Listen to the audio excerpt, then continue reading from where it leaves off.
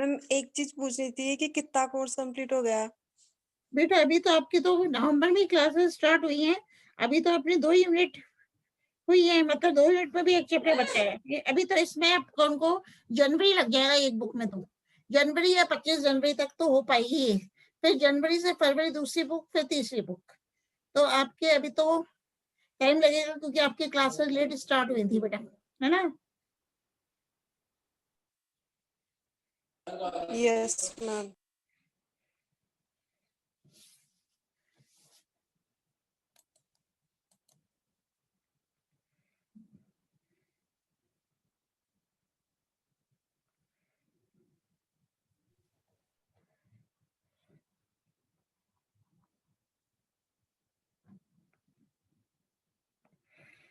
क्योंकि आज कितनी जनवरी हो गई बेटा?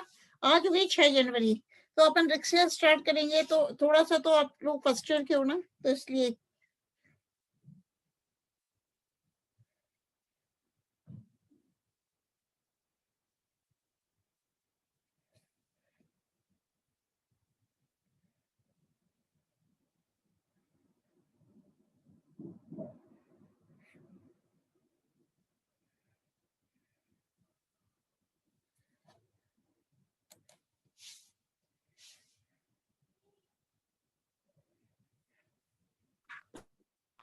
Good morning ma'am. मॉर्निंग बेटा।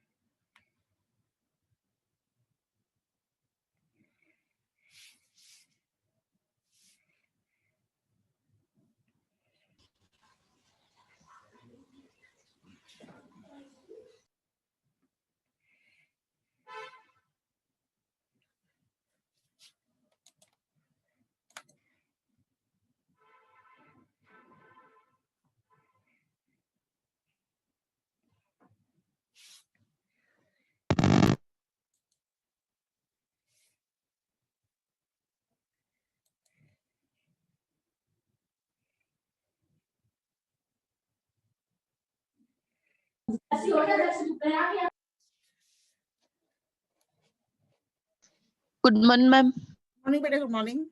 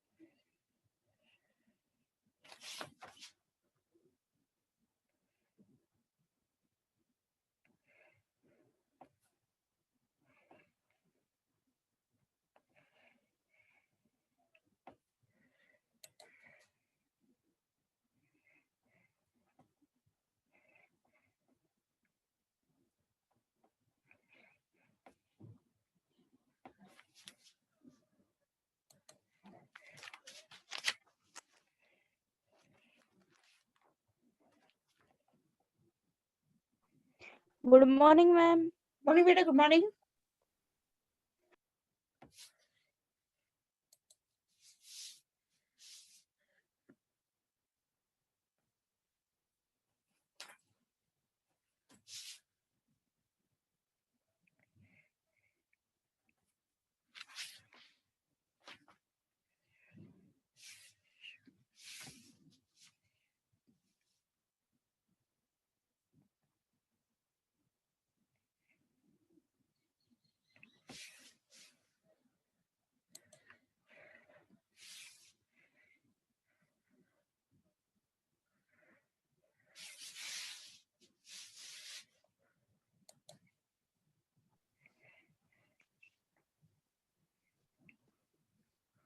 Good morning, ma'am.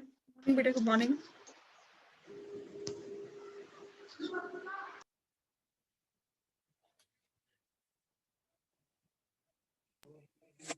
Good morning, ma'am. Morning बेटा गुड मॉर्निंग।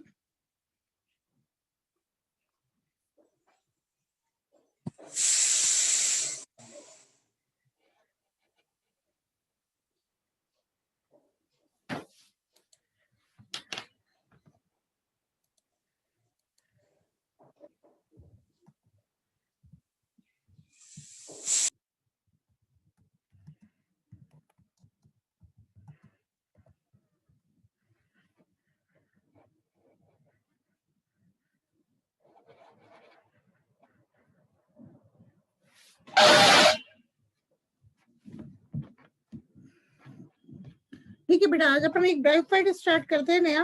रेक्सिका, इसका नाम क्या है? रेक्सिया है बेटा, आपके कोर्स में है कि ब्रायोफाइट है? मैम, हाँ बेटा बोलो। मैम ये परमाणुओं का विमोचन है, ये वाला टॉपिक एक बार फिर से बता दो। किसका विमोचन? परमाणुओं का। साक्षी पीपलीवाल, एक मिनट, निकिता चौधरी। परमाणुओं का विमोचन बेटा, अपन 5 मिनट रह जाएंगे, बता दो विमोचन है ना। कल अपन क्या कर रहे थे, किसमें बताना है परमाणुओं का विमोचन? कारा में ना बेटा, कारा में बताना है। हाँ मैम, हाँ। है ना, तो परमाणुओं का विमोचन में 5 मिनट रह जाएंगे जब बता दूंगी। अभी और बताओ, और कुछ बताना है तो अभी बता दे, बस परमाणुओं का विमोचन ही बताना है ना बेटा। मैम एल्गी कंप्लीट हो गई क्या? और बेटा अभी एल्गी पे मेन टॉपिक्स कंप्लीट हो गए। पॉलीसाइफोनिया ऑसिलेटोरिया बच रहा है, वो बाद में करेंगे। तो कुछ आपका ब्रायोफाइट्स भी करा देंगे, इस पे क्वेश्चंस बनता है ना इस तरह से, है ना बेटा। देखो वॉल्वॉक्स हो गया, हाँ, पाउचेरिया हो गया, एक्टोकार्पस हो गया, अपना नॉस्टॉक पढ़ा दिया मैंने आपको, ठीक है। एल्गी की जनरल कैरेक्टरिस्टिक्स कर ली। अब बताओ आप क्या कहना चाह रहे हो। हमारे एग्जाम्स कब तक होंगे? मई में हो जाएंगे क्या? हो जाना चाहिए बेटा, मई में तो हो जाने चाहिए आपके एग्जाम्स। जहां तक मुझे लगता है मई में तो हो ही जानी चाहिए आपके एग्जाम, क्योंकि पहले तो आपके पहले हो जाते थे, लेकिन अब क्या है, जो कोरोना हो गया, तो मई में तो हो जाएंगे बेटा, मोस्ट प्रोबेबली हो जाने चाहिए, है ना, क्योंकि अप्रैल तक तो हमें ही कोर्स कंप्लीट कराना है, तो होना ही चाहिए जहां तक मैं समझती हूँ। फिर बेटा यूनिवर्सिटी के ऊपर है कि कब होते हैं, लेकिन मैं आपको अभी रिक्शा स्टार्ट करा रही हूँ। फिर आपका जो क्वेश्चन है उसको भी मैं वापस से एक्सप्लेन कर दूंगी, जिससे अपना एक टॉपिक तो। हाँ बेटा। मैम नोट्स कब तक सेंड करोगे? नोट्स बेटा अभी रिक्शा के आज ही भेज दूंगी मैं आपको, रिक्शा के आज ही भेज दूंगी। जो टॉपिक स्टार्ट कर रही हूँ ना, आज भेजती हूँ आपको। रुचि कुमारी मीना, पिंकी चौधरी, ठीक है। तो अपन रिक्सिया क्या है बेटा? ब्रायोफाइट है। रिक्सिया क्या है? ब्रायोफाइट है। और इसकी सिस्टमैटिक पोजीशन क्या है, मतलब what is the systematic position of Riccia? Riccia की वर्गीकरण स्थिति क्या है? तो रिक्सिया को डिवीजन प्रभाग ब्रायोफाइटा में रखा गया है। रिक्सिया क्या है? ब्रायोफाइट है, तो इसको प्रभाग ब्रायोफाइटा में रखा है। क्लास कौन सी है? वर्ग है हिप्पेटिकोप्सिडा। क्लासेस हिप्पेटिकोप्सिडा। ऑर्डर क्या है? ऑर्डर माने गण है मार्केंशियल्स। कौन से गण में, कौन से ऑर्डर में रिक्सिया को रखा गया है? तो गण है मार्केंशियल्स। और कौन से कुल में रिक्सिया को रखा गया है? तो रिक्सिया है रिक्सिएसी। फैमिली कौन सी है? रिक्सिएसी। जीनस कौन सा है? वंश है रेक्सिया। वंश है रेक्सिया, ठीक है। अब अपन बात करते हैं distribution and habitat of Riccia. Riccia के वितरण एवं आवास के बारे में अपन बात करते हैं आपसे, ठीक है। तो रिक्सिया विश्वव्यापी वंश है। रिक्सिया क्या है? विश्वव्यापी वंश है। रिक्सिया की अधिकतर जातियां दक्षिणी गोलार्ध में पाई जाती हैं, मतलब Riccia is cosmopolitan in distribution and most of the species of Rexia are found in the southern hemisphere. तो रिक्सिया की लगभग 140 जातियां हैं, जिनमें से भारत में 31 जातियां पाई जाती हैं। मतलब near about 140 species of Rexia are known. Out of these, about 31 species of Rexia are found in India. हाँ बेटा, मैम मेरी बुक में वो 130 जातियां दी गई हैं और भारत में 33 है। 130 जातियां। बेटा आपकी बुक में सही कहा आपने, क्योंकि आपकी जो बुक है वो आरबीडी नहीं होगी, है ना, तो ये थोड़ा डिफरेंस आ रहा है, और कोई डिफरेंस नहीं आएगा।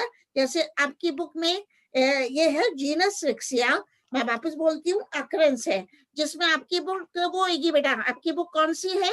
ये रस्तों की पब्लिकेशन होगी बेटा, है ना?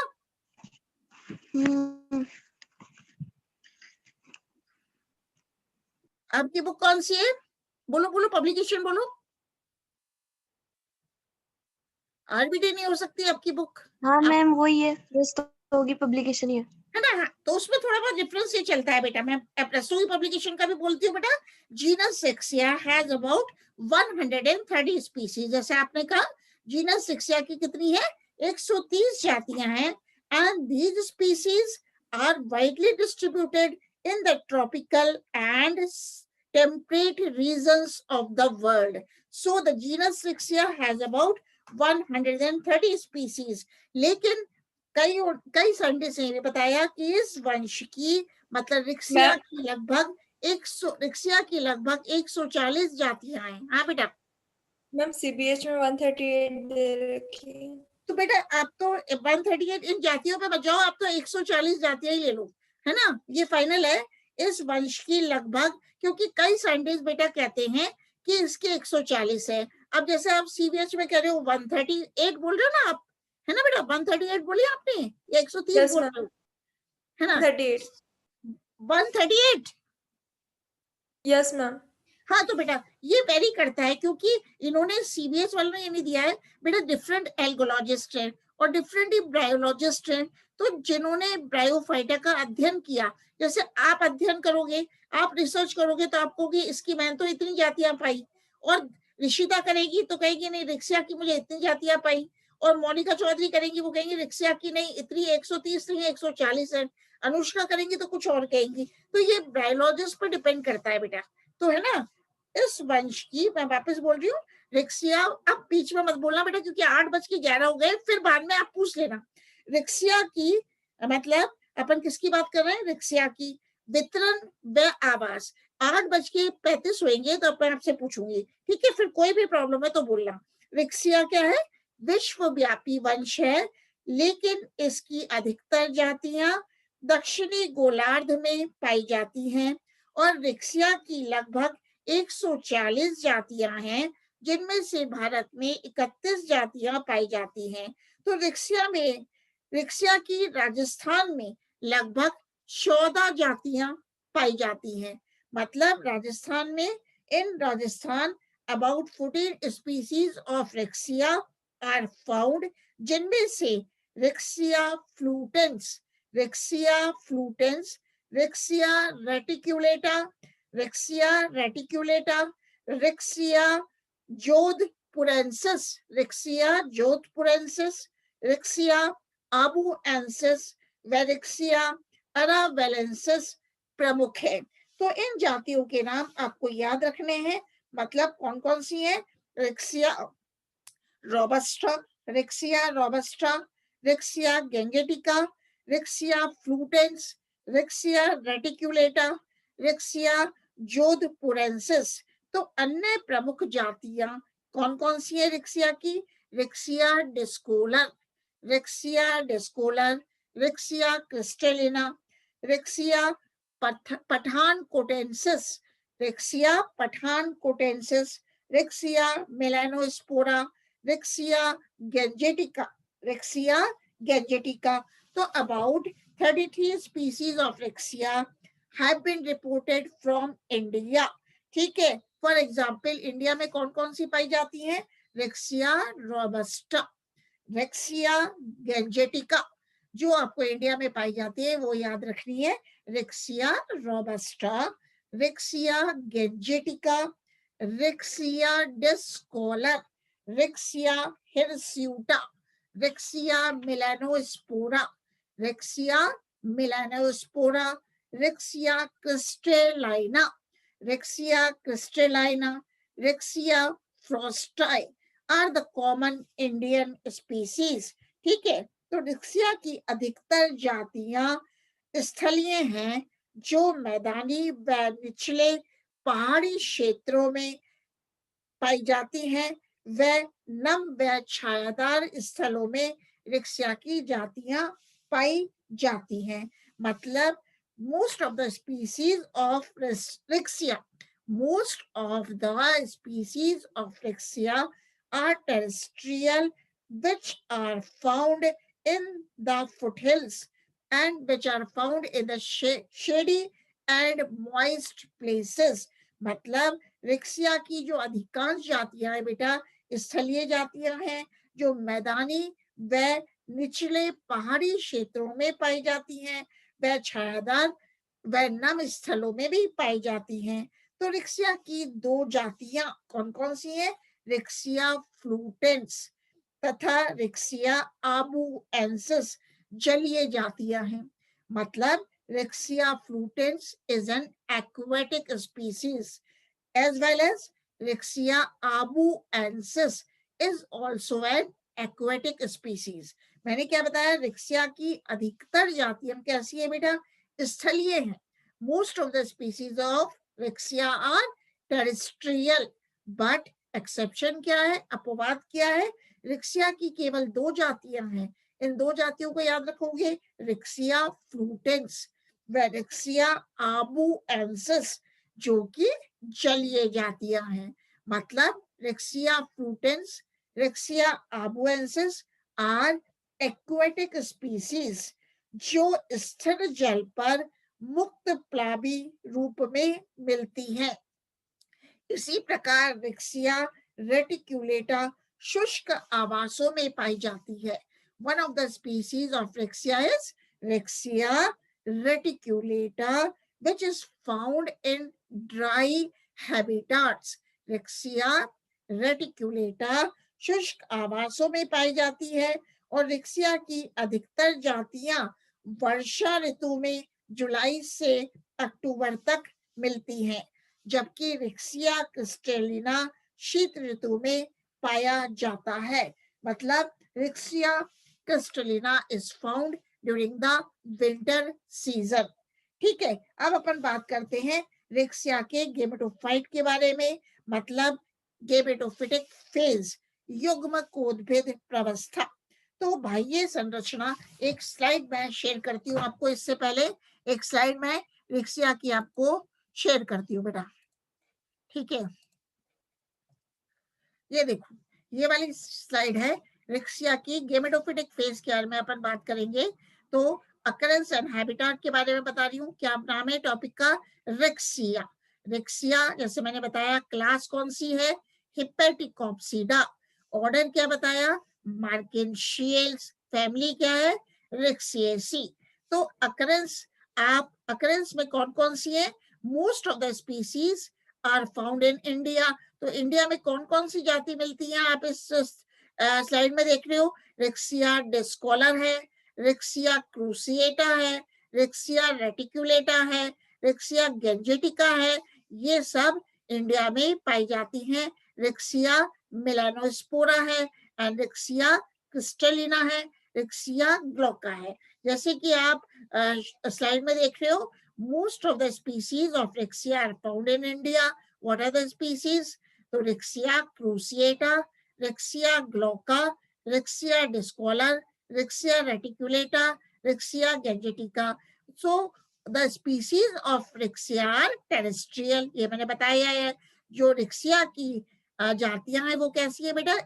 टेरेस्ट्रियल है, स्थलीय हैं। जैसे कि आप इसमें स्लाइड में देख रहे हो, growing on moist damp soil. लेकिन अपवाद क्या बताया बेटा? रिक्सिया फ्लूटेंस, रिक्सिया फ्लूटेंस व रिक्सियोकार्पस नेटेंस।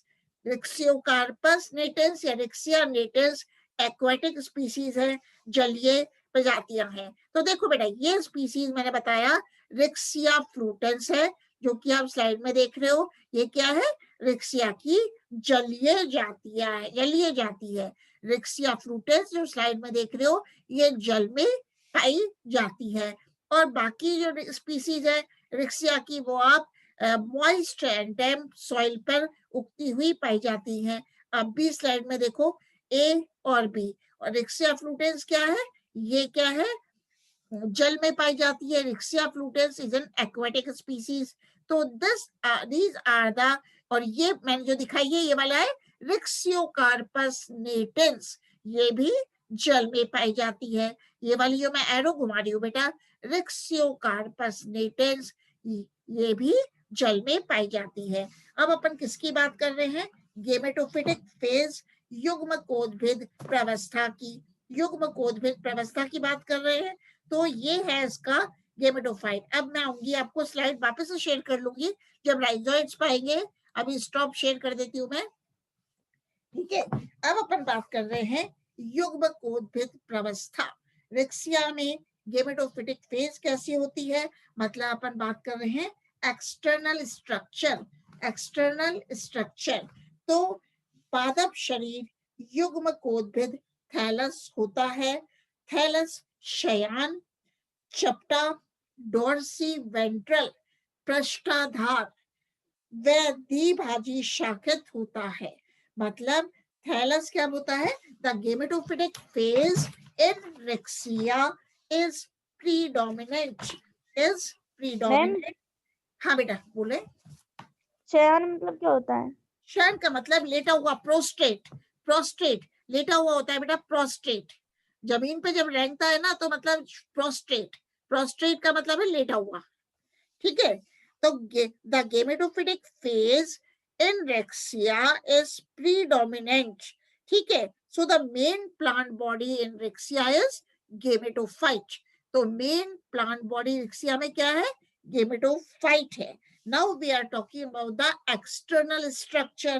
So the gametophyte is flat, prostrate, dorsiventral, dark green and dichotomously branched. तो जैसे कि मैंने बताया कि जो पादप शरीर है, मतलब मेन प्लांट बॉडी है, वो कैसा है? युग्मकोद्भिद थैलस होता है। थैलस शयान होता है, प्रोस्ट्रेट होता है। मतलब आपने पूछा प्रोस्ट्रेट क्या होता है? जमीन पर लेटा हुआ पाया जाता है। प्रोस्ट्रेट होता है, चपटा होता है, और थैलस पृष्ठाधार होता है, डोर्सी वेंट्रल है। मतलब थैलस की बेटा डोर्सल सरफेस भी है और वेंट्रल सरफेस भी है। वह थैलस द्विभाजी शाखित होता है। तो शाखन थैलस की आकृति को निर्धारित करता है। तो शाखाएं भिन्न भिन्न आकार की होती है, जैसे कि वेजाकार, वेज शेप्ड, हृदयाकार अथवा फीतेनुमा। तो रिक्सिया क्रूसिएटा तथा रिक्सिया पांडाई के थैलस क्रॉस रूपी होते हैं। वह रिक्सिया पठानकोटेंसिस के थैलस रोजेट के रूप में पाई जाती है। रिक्सिया रेटिकुलेटा के थैलस अतिव्यापी विन्यास प्रदर्शित करते हैं। तो अब बात करते हैं, रिक्सिया की प्रत्येक शाखा के शीर्ष पर एक खांच होती है जिसमें वृद्धि बिंदु पाया जाता है। तो थैलस का मध्य भाग किनारों की अपेक्षा मोटा होता है, जो मध्य शिरा को दर्शाता है। प्रत्येक शाखा की अपाक्ष सतह पर मध्य शिरा क्षेत्र में मीडियन लॉन्जिट्यूडनल ग्रूव होता है, जो शीर्ष खांच में समाप्त होता है। तो मध्य खांच में जननांगों का निर्माण होता है। देखो मैं मेन आपसे स्लाइड शेयर करती हूँ वापस से एक और। अब देखना, ये वाले बात कर रहे हैं अपन। तो रिक्सिया का गेमेटोफाइट है। तो रिक्सिया थैलस मतलब dorsiventrally differentiated, dorsal surface भी है, वेंट्रल सरफेस भी है। रिक्सिया का थैलस प्रोस्ट्रेट, थैलस कैसा है? शयान है। And thallus shows dichotomous branching, मतलब रिक्सिया के थैलस में द्विभाजी शाखन पाया जाता है। देखना बेटा, एक रिक्सिया का डायग्राम बता रही हूँ, इसको कहते हैं द्विभाजी शाखन। ये देख रही है, द्विभाजी शाखन पाया जाता है रिक्सिया के थैलस में, ठीक है बेटा। And each branch of the thallus is either wedge shaped or linear. The dorsal surface of the green fleshy thallus is generally thick in the center and gradually becomes thinner towards the margin. तो यहाँ पे आप देख रहे हो, अब अपन किसकी बात कर रहे हैं, ये बताने जा रही हूँ। थैलस की अभ्यक्ष सतह पर दो प्रकार की संरचनाएं पाई जाती हैं, मूलाभास तथा शल्क। यही आप याद रखोगे। देखो मैं दिखा रही हूँ, थैलस की वेंट्रल सरफेस पर, मतलब अभ्यक्ष सतह पर दो प्रकार की संरचनाएं पाई जाती हैं। ये तो है राइजोइड्स, मूलाभास, और ये दिखाया हुआ है शल्क, स्केल दिखाया हुआ है। तो ये क्या डायग्राम है, मूलाभास व शल्क का डायग्राम है। तो थैलस की अभ्यक्ष सतह पर, वेंट्रल सतह पर दो प्रकार की संरचनाएं पाई जाती हैं, वो याद रखोगे आप लोग, जिसको कहते हैं मूलाभास, राइजोइड्स तथा शल्क। तो मूलाभास, राइजोइड्स मध्य शिरा में वितरित रहते हैं। ये मूलाभास का स्ट्रक्चर देख रहे हो, ये कहाँ पाए जाते हैं, मध्य शिरा में पाए जाते हैं। मूलाभास एक कोशिक होते हैं, जो राइजोइड्स है बेटा कैसे हैं, एक कोशिक होते हैं, वह कोमल संरचनाएं हैं। तो मूलाभास कैसी है, कोमल संरचनाएं हैं और एक कोशिक होती है। तो अपन क्या याद रखेंगे कि the midrib is represented by a shallow groove known as dorsal groove। मतलब पहला याद करेंगे, the ventral surface of the thallus of Rexia has or bears many rhizoids and scales। ventral surface पे क्या होता है, it has rhizoids and scales, and rhizoids are simply the outgrowths of the lower epidermal cells। जैसे कि मैंने बताया मूलाभास कैसे हैं, एक कोशिकीय हैं। The rhizoids are unicellular and delicate structures, and the rhizoids are unbranched tubular structures। मतलब वापस बोल रही हूँ, the ventral surface of the thallus of Rexia bears rhizoids and scales। अब rhizoids कैसे हैं, these are unicellular and these are delicate structures, and the rhizoids are unbranched tubular structures। तो मूलाभास कैसे है बेटा, मूलाभास एक कोशिक, अशाखित व कोमल संरचनाएं हैं जो थैलस की निचली अधिचर्म, लोअर एपिडर्मिस से विकसित होते हैं। अब क्या याद रखोगे, राइजोइड्स मूलाभास दो प्रकार के होते हैं, एक तो है चिकनी भित्ति युक्त स्मूथ वॉल्ड राइजोइड्स, व एक है गुलिकीय मूलाभास ट्यूबरक्यूलेटेड राइजोइड्स। मतलब rhizoids in Rexia are of two types. First is smooth walled rhizoids, second is tuberculated rhizoids। तो चिकनी भित्ति युक्त मूलाभासों की बाह्य व अंतः भित्तियां खिंची हुई होती हैं अथवा सपाट होती हैं, जबकि गुलिकीय मूलाभास की अंतः भित्ति पर अनेक खूंटीनुमा उभार होते हैं। तो कुछ जातियों जैसे कि रेक्सिया सेंगुनिया, रेक्सिया सेंगुनिया में केवल चिकनी भित्ति युक्त मूलाभास पाए जाते हैं। तो याद क्या करोगे, rhizoids are of two types in Riccia, rhizoids are of two types, smooth walled rhizoids and tuberculated rhizoids. अब बात करते हैं स्मूथ वॉल्ड राइजोइड। जैसे कि बताया, their outer as well as inner walls are smooth, their outer and inner walls are smooth and stressed। For example, Rexia robusta चिकनी भित्ति युक्त मूलाभास इनकी बाह्य व अंतः भित्तियां सपाट होती हैं, मतलब स्मूथ होती हैं, चिकनी होती हैं, वह खिंची हुई होती हैं। इसका एग्जाम्पल क्या है? Riccia robusta, Riccia robusta, Riccia melanospora, मतलब रिक्सिया रोबस्टा में स्मूथ वॉल्ड राइजोइड्स पाए जाते हैं। इसी प्रकार बात हो रही है गुलिकीय मूलाभास, मतलब tuberculated rhizoids.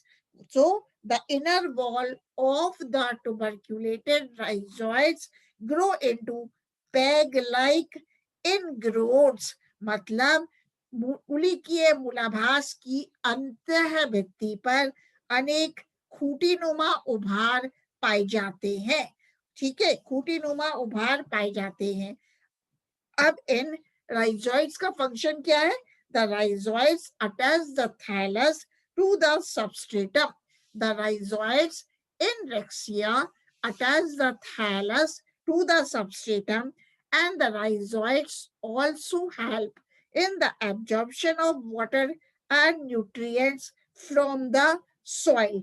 तो rhizoids क्या करते हैं कि थैलस को राइजोइड्स मूलाभासों का कार्य क्या है, फंक्शन क्या है? मूलाभास थैलस को अधो स्तर से संलग्न करने का कार्य करते हैं, और ये मूलाभास मृदा से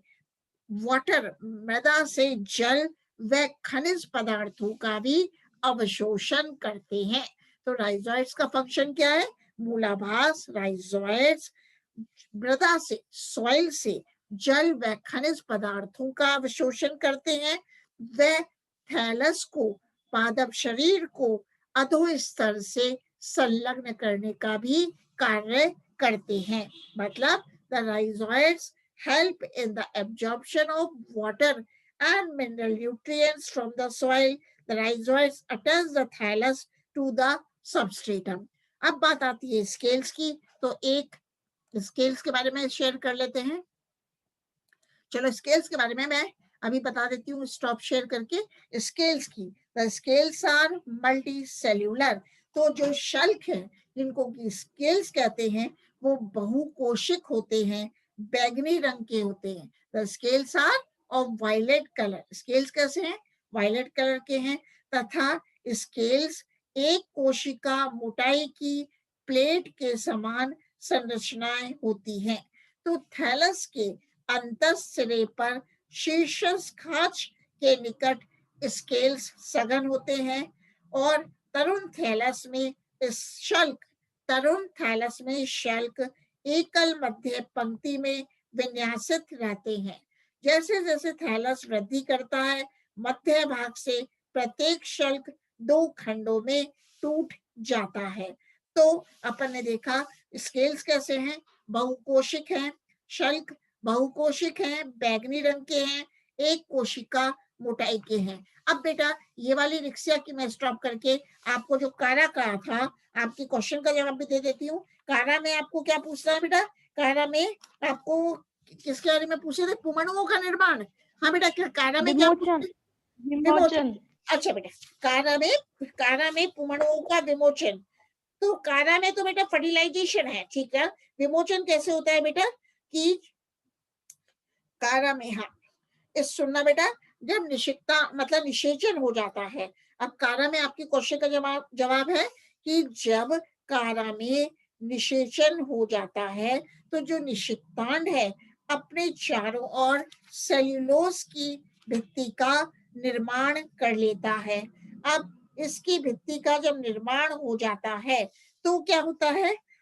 निषिक्तांड का विश्राम अवस्था में कारा में बेटे जू स्पोर्स का विमोचन, जू स्पोर्स का विमोचन पूछे। अच्छा, जू स्पोर्स का विमोचन, तो बेटा कारा में तो जू स्पोर्स की बात ही नहीं आ रही है, आप कैसे पूछ रहे हो जू स्पोर्स का?